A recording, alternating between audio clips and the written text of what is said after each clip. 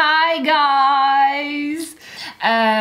Désolée pour l'absence. Le truc c'est que je suis en train de me poser plein de questions et je pense que vous allez pouvoir m'aider. Je me tâte en fait à déménager sur une autre chaîne, une chaîne que j'avais déjà ouverte et sur laquelle j'avais rien posté d'exceptionnel. Mais voilà, je me tâte à séparer un petit peu les activités parce que je me rends compte que je continue à recevoir énormément de questions capillaires. Et j'ai aussi ma formation capillaire qui va sortir, mes coachings, etc. Qui seront exclusivement dédiés à un public féminin. Comme ça, vous pourrez voir mes cheveux, etc. Et du coup, bah, ce serait quand même cohérent pour moi de continuer à parler un petit peu de cheveux. Donc, je me tâte à faire au moins une vidéo par mois capillaire sur cette chaîne. Mais j'ai peur que ça vous perturbe un petit peu, que je parle un petit peu...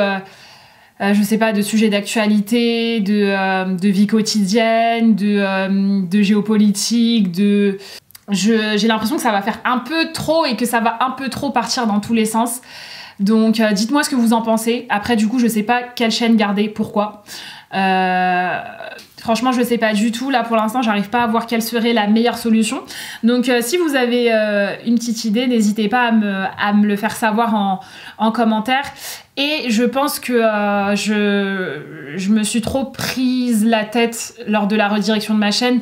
En fait, je suis vraiment assez perfectionniste et j'ai un syndrome de l'imposteur, comme beaucoup de gens et de femmes en particulier.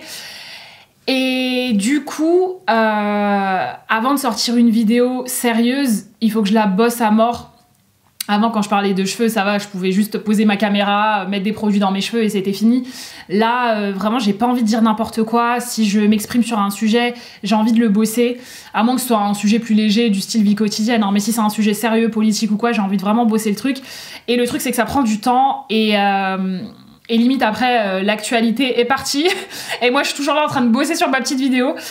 Bon après t'as des sujets qui sont là depuis des années donc que je peux traiter, mais voilà, ça me fait prendre du retard et du coup faut que je trouve un moyen d'avoir un équilibre dans tout ça, peut-être alterner entre vidéos sérieuses, vidéos plus légères pour quand même sortir des choses sur la chaîne quoi, pour pas sortir des vidéos tous les 36 du mois.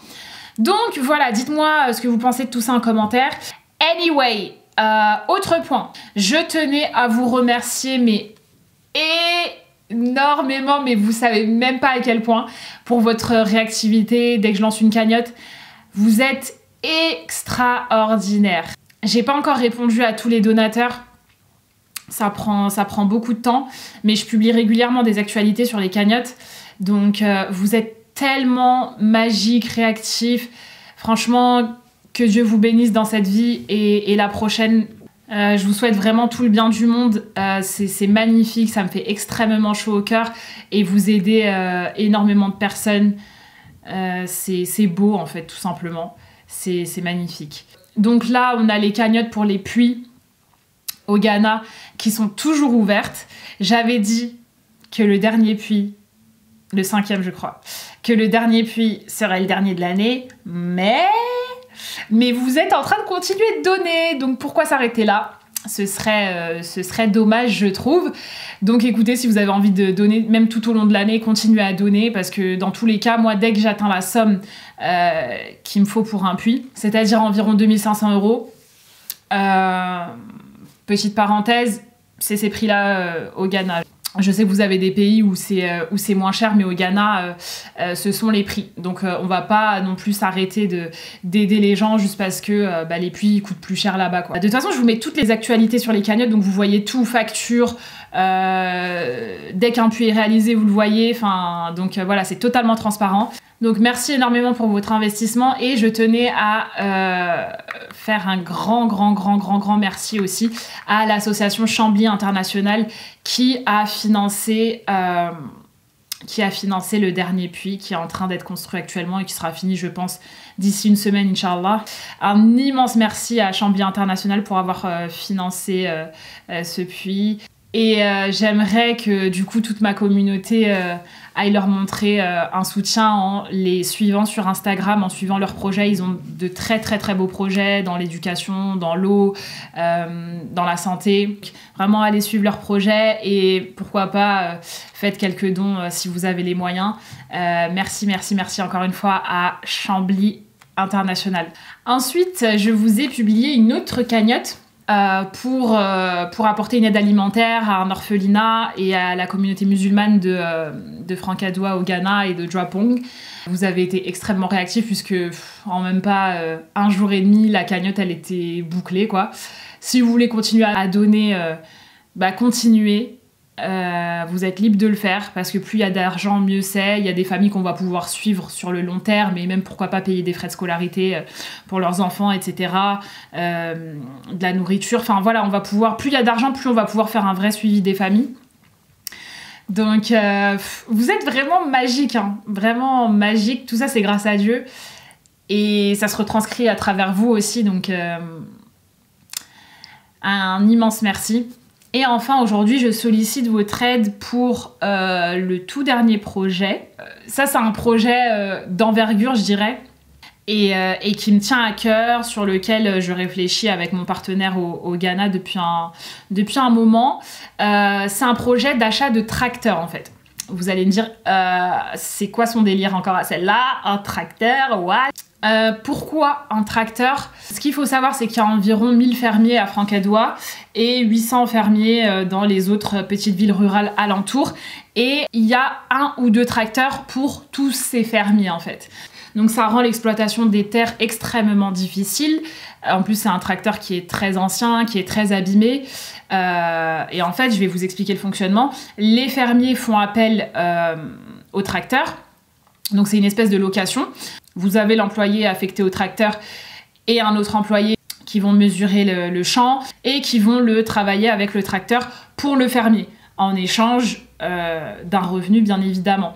Donc en fait, à travers l'achat de ce tracteur, on a plusieurs objectifs. On aimerait voir à plus long terme que juste voilà, tout le temps vous demander de l'argent pour faire des puits, pour faire des actions. On aimerait un petit peu devenir autonome. Donc, avec le tracteur, on va pouvoir déjà employer 2 personnes qui vont gérer le tracteur, aider des milliers de fermiers à travailler leurs terres et du coup à optimiser leur productivité, à avoir plus de récoltes, à vendre plus sur les marchés. Et enfin, le 3e objectif, ce serait de dégager un excédent qui permettra de payer les factures d'électricité, parce que vous savez que je crois qu'on en est à 6 projets, je crois. Sur les 6 projets, il y en a 2 qui sont des réservoirs d'eau électriques, donc qui fonctionnent avec une pompe électrique, et il y a des factures d'électricité à payer.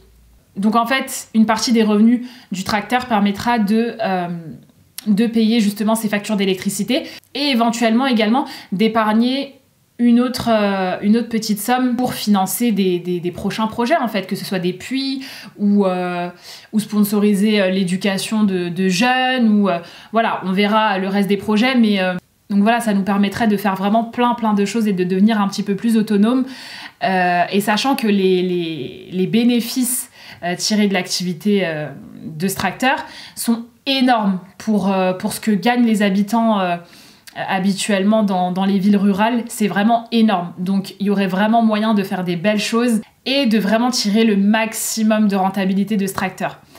Maintenant, le prix de ce tracteur, pour avoir un tracteur correct, on aurait besoin d'environ 10 500 €. 10 500 €. Donc voilà, ça va pas être facile à récolter, mais c'est là que je fais appel à votre aide et à votre générosité. Pour être confort, peut-être qu'on va dire 11 000 au cas où, parce qu'il y a toujours des dépenses imprévues dans les projets. Donc bon, on va tabler sur 11 000. Donc voilà, aujourd'hui je fais appel à votre générosité, à vos dons. Si vous avez envie de donner, la cagnotte sera en barre d'infos. Je vais également vous remettre, pourquoi pas, la cagnotte des puits et la cagnotte pour l'aide alimentaire pendant le Ramadan. Mais c'est une aide alimentaire qu'on va pouvoir prolonger même après le Ramadan, qu'on va pouvoir étendre à des communautés non musulmanes aussi. Donc voilà, je vous remercie encore 1000 fois, vraiment.